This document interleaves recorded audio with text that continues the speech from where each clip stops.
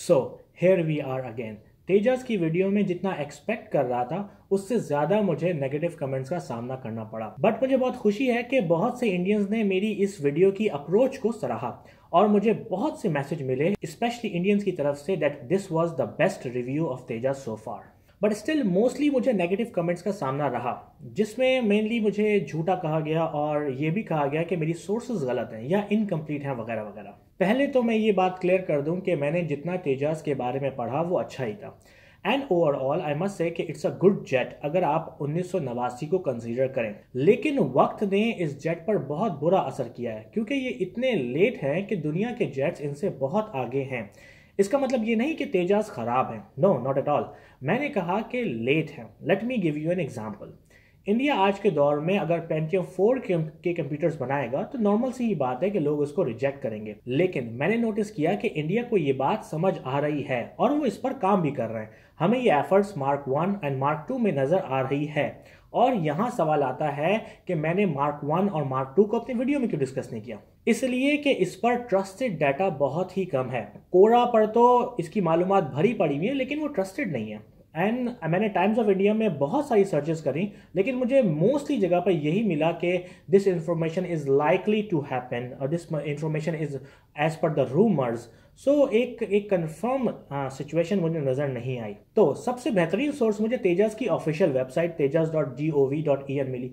आप उस पर भी जाके चेक कर लें टाइमलाइन के सेक्शन में। तो 2017 में जिस जेट का वो जिक्र कर रहे हैं वो LSP-4 है और 2016 में PV6 का। तो आप खुद ही बताएं कि ऑथेंटिक इंफॉर्मेशन कहां से लेके आए।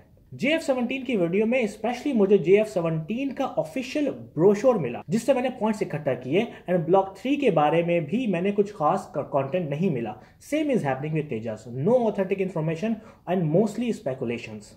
Moving to the questions, Babar Farooqui ने पूछा कि आप अपनी वीडियो में इस्लामिक पर्सपेक्टिव क्यों शामिल नहीं करते। अगर कोई धमाका होता है तो वो केओस बर्पा करता है यानी कि तबाही फैलाता है, लेकिन बिग बैंग तो केओस नहीं बर्पा कर रहा बल्कि ये तो ऑर्डर की तरफ लेके जा रहा है। यानी धमाके से डिस्ट्रक्शन होनी चाहिए, कंस्ट्रक्शन नहीं।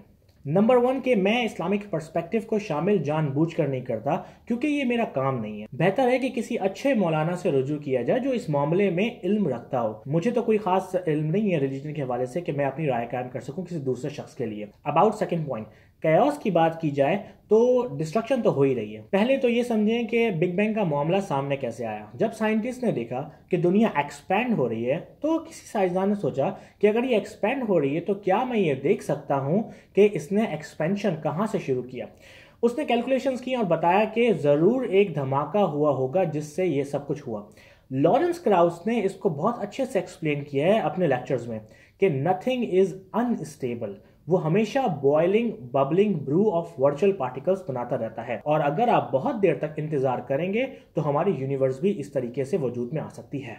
कहने का मकसद ये है कि डिस्ट्रक्शन मुसलसल हो रही है लेकिन बहुत से मामलात में हमें अजीब सी चीज नजर आती हैं जैसे कि life a complete order and science इस पर काम कर रही है। शायद हम आज इसका जवाब नहीं दे सकते लेकिन एक ना एक दिन जरूर दे देंगे। सूथा राजेश ने कहा कि please make a video that why earth rotates. Actually ये एंगुलर मोमेंटम की वजह से होता है जो कि शुरू के मॉलिक्यूलर क्लाउड में था। हमारी यूनिवर्स शुरू में बस एक गैस एंड मॉलिक्यूल्स का एक बहुत बड़ा क्लाउड थी जो ग्रेविटी से एक दूसरे की तरफ करीब होता गया जिससे हमें सोलर सिस्टम देखने को मिलता है। मैं फिलहाल इस वीडियो पे काम नहीं कर पाऊंगा तकरीबन अगले 3 महीने तक, तो मैं रिकमेंड करूंगा कि मेरी वीडियो देखें why moon doesn't fall into earth. उसमें मैंने इस बात का सुपरफिशियली डिस्कस किया है। बहुत से लोगों ने सवाल किया कि बिटकॉइन इसलिए हराम है कि इसके पीछे गोल्ड नहीं है। मैंने ऊपर बताया कि मैं रिलीजियस मैटर में नहीं पढ़ता, लेकिन ये कमेंट इसलिए इंपॉर्टेंट है कि इन्होंने हराम का वर्ड एक खास कंडीशन में इस्तेमाल किया है। वो ये कि बिटकॉइन इसलिए हराम है क्योंकि इसके पीछे गोल्ड की बैकिंग नहीं है। So my brothers and sisters, आज के दौर में किसी भी करेंसी के पीछे गोल्ड नहीं है। हर करेंसी के पीछे डॉलर है एंड डॉलर के पीछे भी कुछ नहीं है। सिर्फ फेडरल रिजर्व बैंक है, वो जितना चाहता है वो उतने डॉलर प्रिंट कर सकता है। होप कि आपको आपके आंसर्स मिले हों and this month has been amazing कि मुझे बहुत ही अच्छे अच्छे कमेंट्स मिले एंड इंटरेस्टिंग डिस्कशंस देखने को मिली and I will see you in the next video.